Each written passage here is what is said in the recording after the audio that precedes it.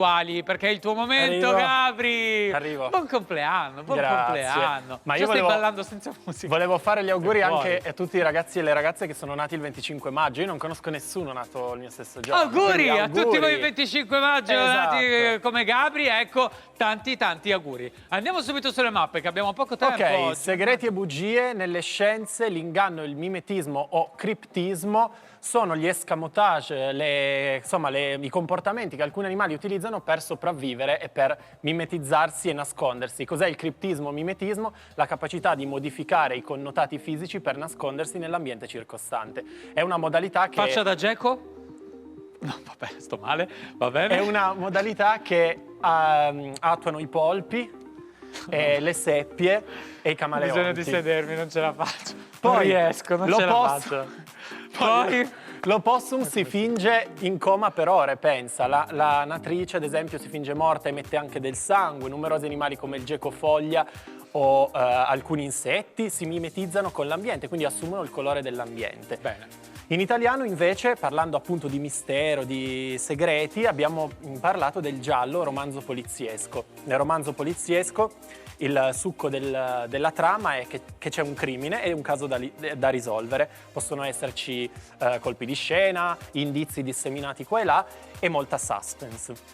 Si chiamano gialli in Italia, il genere si chiama giallo perché nel 1929, pensa, Mondadori pubblicò romanzi polizieschi proprio con la copertina gialla e da lì si iniziò a... Emozioni forti, Gialli, uno sceglie un fortissimi. colore, vedi quanto la grafica influisce poi anche nella Molto. vita? Perché come tu fai disegni, scegli un colore, fai una cosa e poi dopo ti diventa un genere letterario. Va bene, via. andiamo sulla seconda mappa. Seconda mappa, storia italiano. In storia la vita di trincea. È bene ricordare che la prima guerra mondiale è detta anche guerra di massa proprio perché coinvolse tantissime persone. La prima guerra mondiale si basò appunto su bugie, la prima di tutte che fu un po' venduta, diciamo così, come una guerra lampo. Doveva essere una guerra molto rapida, invece non fu così. Col cavolo. Durò molti anni. 4 anni più o come meno. guerra di posizione e di trincea. I soldati appunto avanzavano Hai fatto la nelle trincea? Sì, Dai, le due trincee. bellissimo. I soldati in trincea, pensa, scrivono diari, memorie, lettere, proprio perché era diventata la loro casa, la trincea, e molti soldati erano giovanissimi e vivevano in condizioni inimmaginabili in quelle trincee. Corriamo all'ermetismo. Che cos'è? Sono poesie brevi e intrise di significato e mistero, fatte da poeti fuori dal comune, nate subito dopo la Seconda Guerra Mondiale in clima all'alba del fascismo. Loro si contrapponevano proprio all'ideale dei poeti della poesia impegnata. Più di tutte ricordo Montale, che ha scritto una delle mie poesie preferite, che è Portami il girasole che io lo trapianti. Consiglio a tutti di andarla a leggere. E certo, perché tu bellissima. c'hai un orto, quindi tra Esatto. l'altro, va bene, questo No, ma è andiamo a proprio leggerla bellissima. tutti quanti, portami un girasole. Poi, Portami il girasole l'ultima che io lo mappa, trapianti. ne abbiamo 3, quindi vai. Sì, vado. Rapido. Eccolo là, segreti e bugie. Scienza e fisica, il periscopio ci permette di vedere quello che non riusciamo a vedere, ci permette di vedere qualcosa che è lontano da noi attraverso un sistema di riflessioni, di cose riflettenti.